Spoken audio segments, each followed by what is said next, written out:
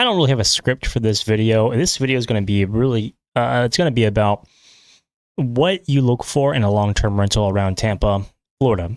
And so I'm a broker here in the area. I've been working on a lot of investment properties and rental properties. I've worked with a property management company, 3 different ones, over the last 10 years here in Tampa. So kind of from my experience, this is what you want to look for and be aware of when you're looking to buy a long-term rental property in Florida. Now, today we're not going to talk about numbers and the aspect of things, but we are going to talk about a lot of the back end of rental properties. There's still some things that you'll want to look for when you're buying one, but we're not talking about rent rates, how to calculate those or anything like that. So first off, when you're looking for a long-term rental in Tampa, it's very important to know that there's really 2 options, right? Either single families, and there are duplexes, triplexes, quadplexes, and beyond. So a lot of times, like an 8-unit will actually be 2 quadplexes or 4 duplexes. There's rarely more than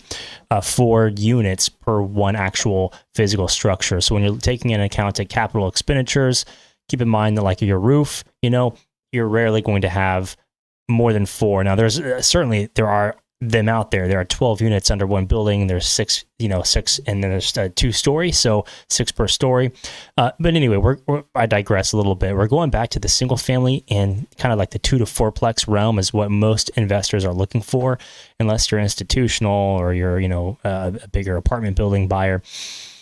What you want to look for, and the reason why I say there's only 2, because condos and townhomes both have HOAs, and those aren't always a bad thing, but excuse me, there are a lot of reasons why you might want to avoid an HOA, or at least be very cautious and understanding of which HOA you're buying in. And so, you may need help from your agent to guide you and pull up reasons. Let me just talk about HOAs here for a minute if I can. Okay, so HOAs around Tampa are very expensive. It's like Tampa is like HOA haven. And every new construction development, of course, is going to have an HOA. And that's probably true outside of Florida, everywhere. There's just HOAs everywhere. And there are, I think, ways that these can be eliminated in 20 years once, CDDs are paid off and majority of homeowners in the community decide and vote that, hey, we don't want the HOA here anymore. Going back to what we're talking about, HOAs, they're expensive. For townhomes and condos, your typical monthly is going to be about $300 a month. Now, there are several that are lower, and there are some that are even $700 to $800 a month just on your HOA fees. Those really expensive ones are definitely, you might find condos in there that are super cheap. And obviously, it's because that offsets and makes the purchase price a lot cheaper because you can't afford it otherwise. Kind of like how interest rates go up and housing prices typically go down and vice versa to kind of keep the monthly rate the same. Now, what these $700 to $800 HOA fees are for typically is because they're including a lot of high risk insurance policies in those monthly HOA fees. They're also including your water bill. So anyway, that's kind of what makes those ones specifically very expensive.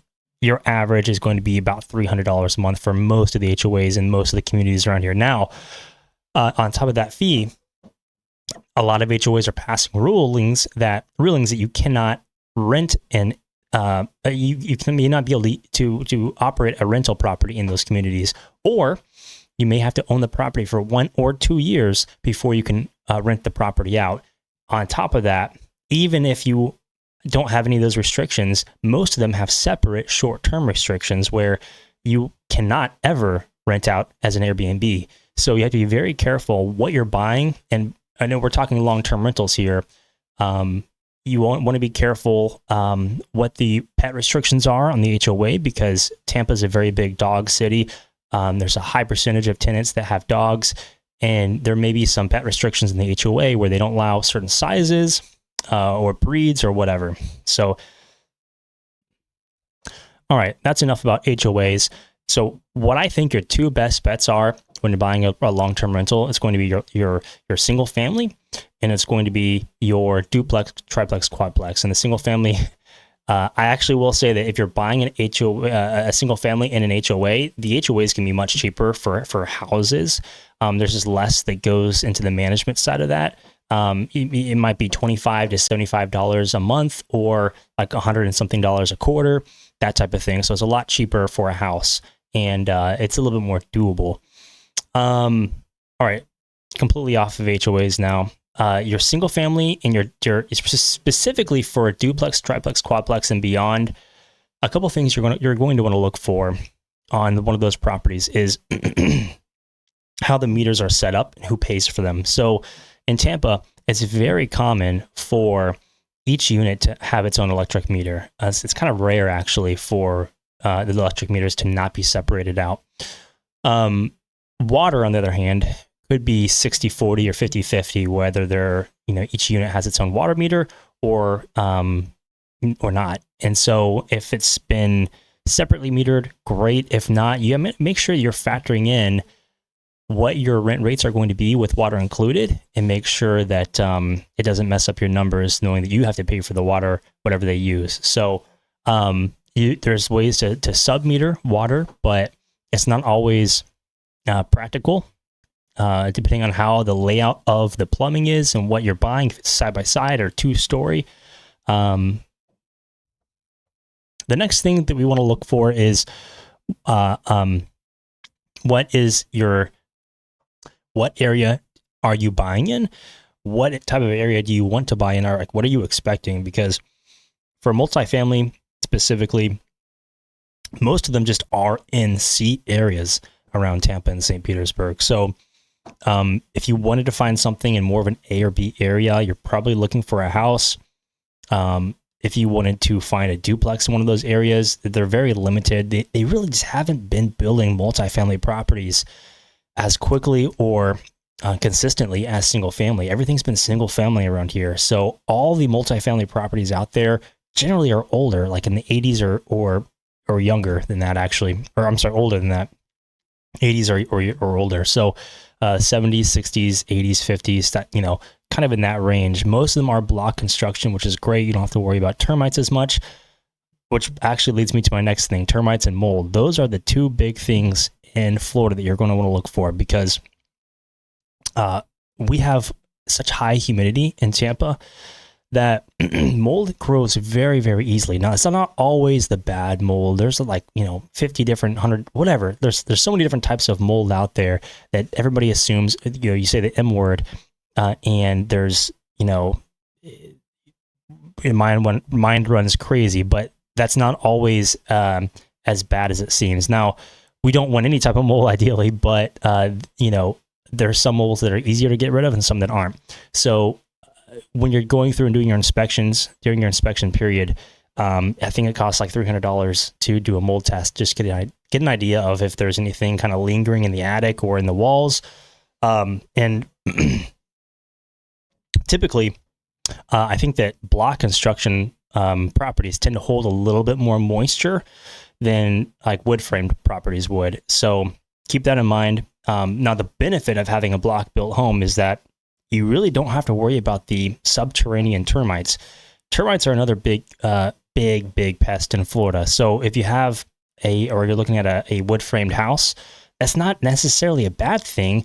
You just need to know to look for what termite damage, and there's always going to be some termite damage, even on block built homes, because there's two types of termites. There's subterranean and there's the drywood ones. The drywood ones are typically in the walls or in the attic, and they don't nest in the ground, and like the subterranean ones, and kind of eat everything ferociously. Now, again, with block built, you don't really have to worry about the subterraneans at all. With wood framed, you do, and that could be an ongoing maintenance cost to keep bait in the perimeter around the house. It could be anywhere from $100 to $200 a month to keep those bait pellets in the ground. And then there's like a system that it's a Sentry. It might just be called Sentry, where you can pay an upfront fee to be installed, and I think it's like a couple $1,000s, but it'll last you for years and years and years. So it won't have to be renewed for something like 7 years.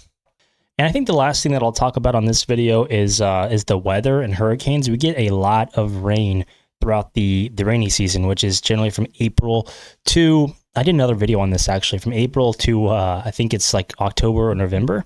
And also your hurricane season lines up right in there towards the end. I think from generally August to November is the hurricane season. We don't always have hurricanes that hit us, but that's when they would if they were to come and hit the right trajectory.